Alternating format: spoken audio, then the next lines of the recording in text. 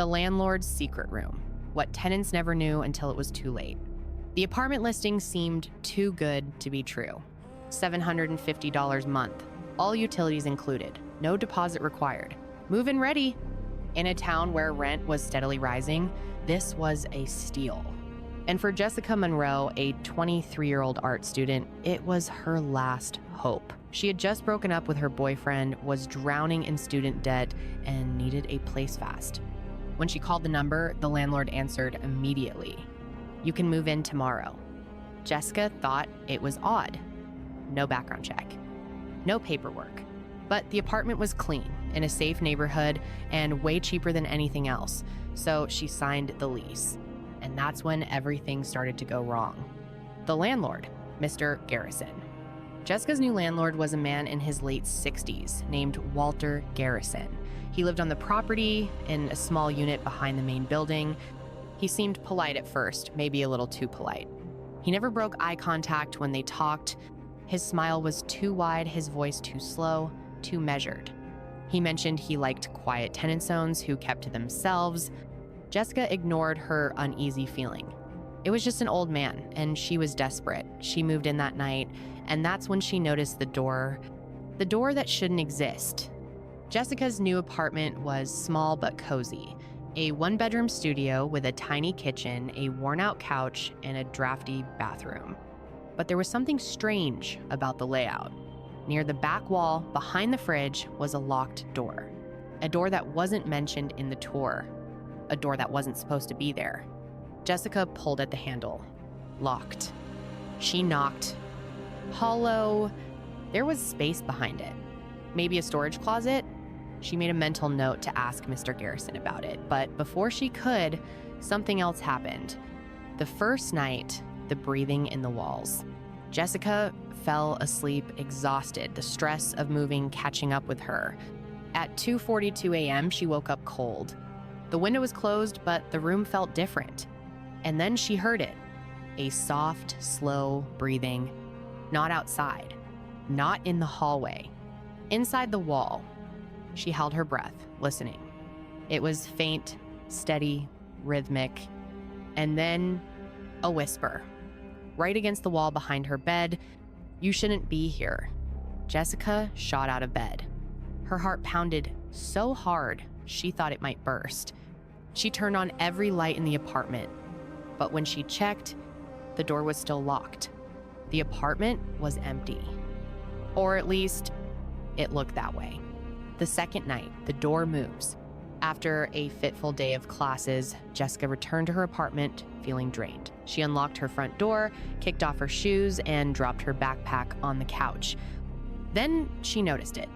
The locked door was no longer behind the fridge. It was on the opposite wall. Jessica froze, keys still in hand.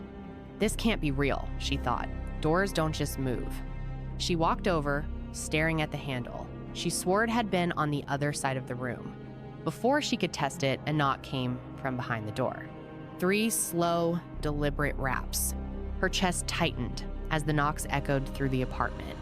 She didn't move, couldn't move. A faint sound, almost a growl, came from the other side. Then silence. Jessica backed away, her breath shaky. The apartment felt colder. She grabbed her phone and dialed Mr. Garrison. No answer. She tried again. Still nothing. That night, she slept with the lights on, the locked door now watching her from across the room. The third night, Mr. Garrison's warning. The next day, Jessica finally found Mr. Garrison tending to the flower bed behind the building. His wide smile made her stomach turn. "I need to ask you about the door," she said, her voice firmer than she felt. "It's been moving. I thought it was on the other side of the room. And last night, I heard..." "You didn't touch it, did you?" Mr. Garrison interrupted, his tone still calm, but now edged with something sharp. Jessica shook her head. "No, but..." "Good," he said. His smile never faltered, but his eyes were darker. "It's best not to pay too much attention to that door. Just keep it locked and don't try to open it. Things have a way of staying calm if you leave them alone." "What's behind it?" she demanded. Mr. Garrison only chuckled. "Like I said, keep it locked. You'll be fine." And then he turned, humming to himself as he walked back to his unit. That night, the breathing returned. But now, it was louder. The hidden passage. The next morning, Jessica confronted Mr. Garrison. "What's behind that door?" He smiled. "A little too long." "Storage," he said. "Tenants aren't allowed in there." His tone was final. No further explanation. That night, Jessica couldn't stop thinking about it. So she did something she shouldn't have done. She grabbed a butter knife and tried to jimmy the lock. After a few minutes, click. The door creaked open, and Jessica stepped into darkness. What she found inside. Jessica's phone flashlight barely illuminated the narrow passage beyond the door. The walls were wooden, unfinished, and lined with cobwebs. The air was thick, damp, and carried a faint metallic scent. Jessica took a tentative step forward, the floorboards creaking beneath her weight. It wasn't a storage closet. It was a hallway, long, narrow, with something at the end, a second door. The second door. This door was different, older, carved with strange patterns. The designs swirled and twisted in a way that made Jessica's stomach turn. There was no doorknob, only a keyhole.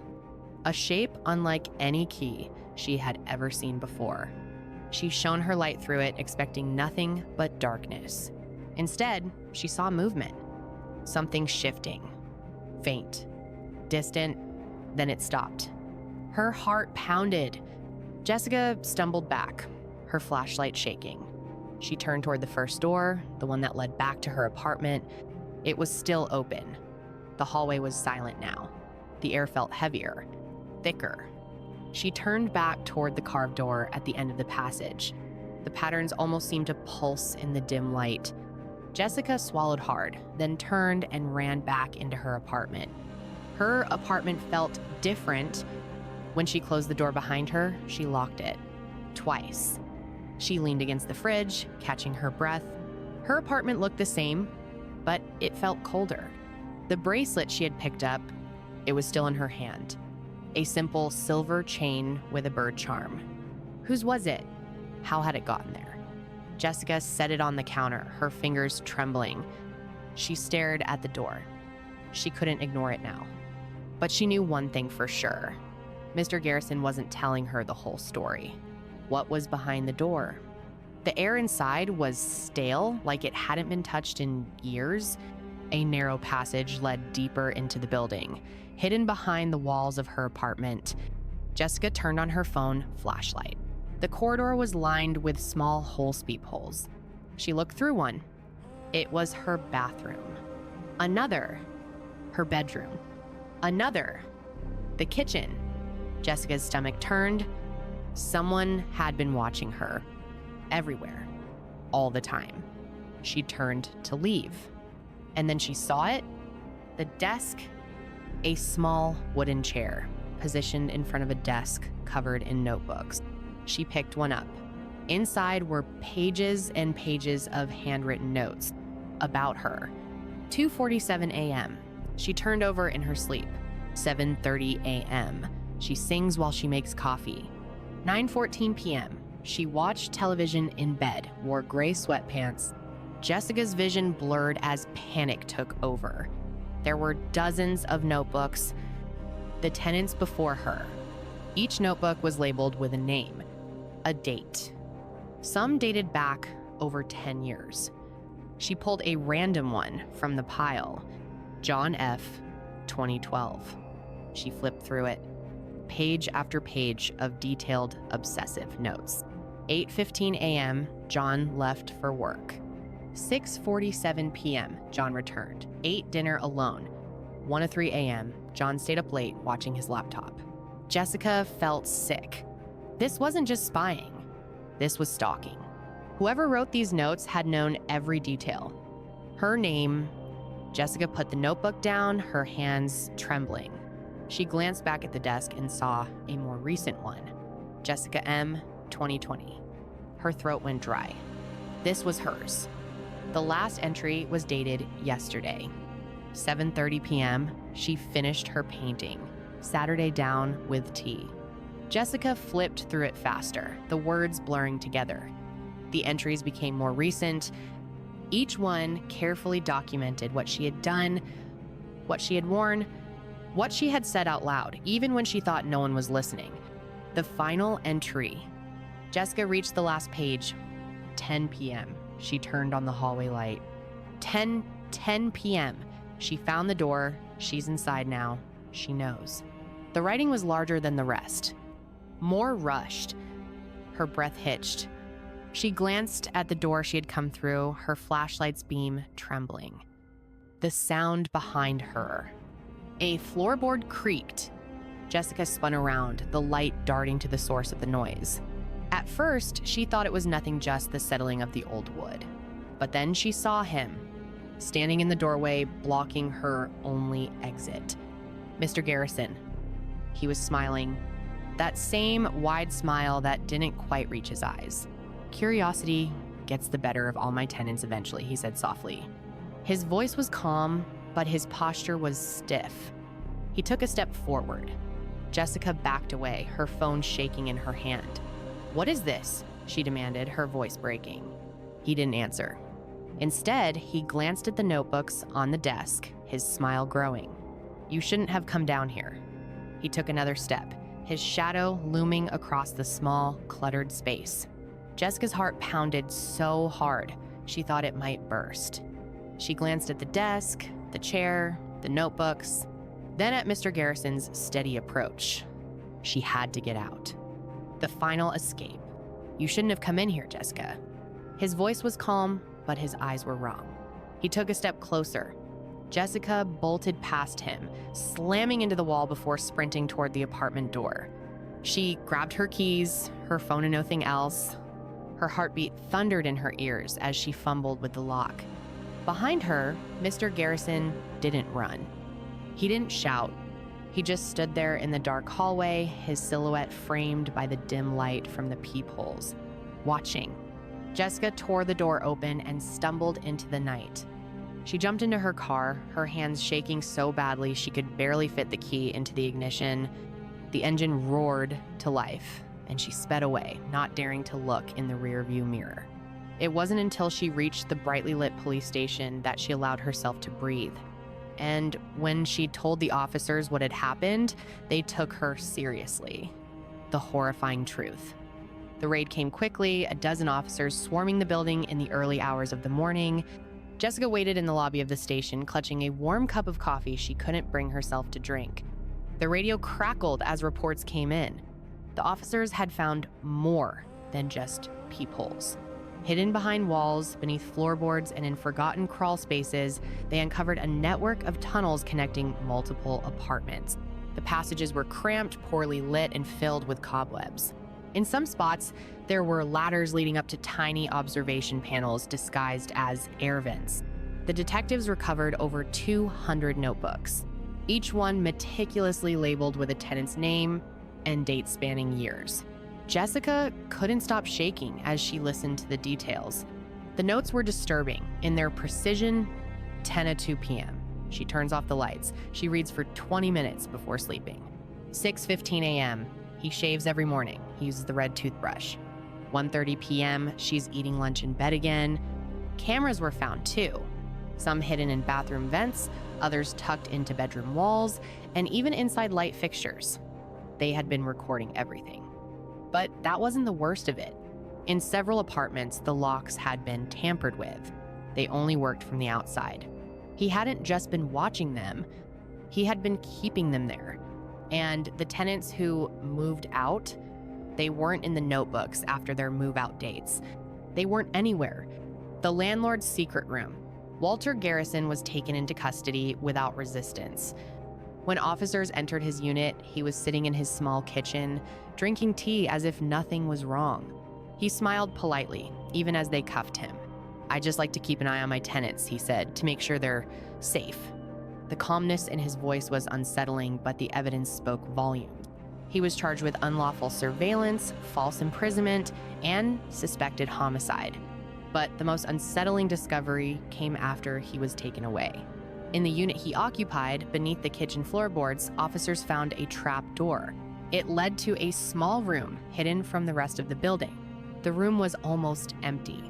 No cameras, no notebooks, just a single wooden chair in the center and a piece of paper placed neatly on the seat. The note was written in his handwriting. Big, bold letters. "I'll be back."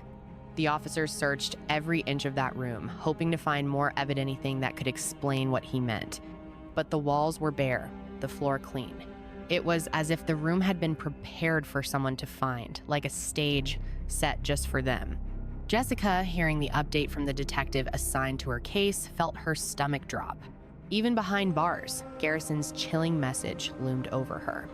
She left the police station that day, determined to never look back at that building.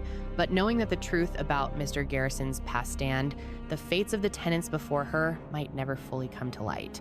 The case remains open. Despite the arrest of Walter Garrison, the case remains shrouded in questions. Investigators continue to comb through the hundreds of notebooks found in his secret passageways, piecing together the lives of tenants who lived and disappeared within those walls. Some journals are too old to be legible. The ink has bled, the page is brittle and crumbling, but many contain chilling details that suggest Garrison wasn't working alone. References to unnamed helpers and cryptic notes about bringing them to the chair have left detectives wondering if there are more accomplices out there, people who might still be watching. But Oakridge, Indiana will never forget what was found inside that apartment. Once a quiet town known for its picturesque Main Street and low crime rate, Oakridge is now synonymous with the horrors of Garrison's building. The local paper dubbed it the House of Shadows, and true crime enthusiasts have flocked to the area, snapping photos of the building's peeling facade before it was sealed off. Urban legend status came quick locals whisper about the cursed apartment, about the strange symbols carved into the floorboards of Garrison's secret room, about the eerie sensation that someone still watches from the upper windows at night. The building now stands as a grim reminder, its once cozy charm replaced by a lingering air of unease. And neither will Jessica Monroe. For Jessica, life has never returned to normal. Therapy helps, but the nightmares persist. She moved far from Oakridge, yet she finds herself double-checking every vent, every corner, every shadow in her new apartment. She no longer hangs art on her walls, afraid of what might be behind them. Any strange sound at night sends her into a panic. She's no longer just a tenant, she's someone who survived, being watched, being documented, being almost taken. Because sometimes the place you call home might be watching you back. Even now, Jessica isn't sure if she's truly safe. She deleted her social media accounts, changed her name on every lease and document, but the memories linger, and so do the questions. Garrison's unsettling promise, scrawled on that note, keeps her looking over her shoulder. No one knows if he meant it as a final taunt, a mere bluff, or a clue about something far worse.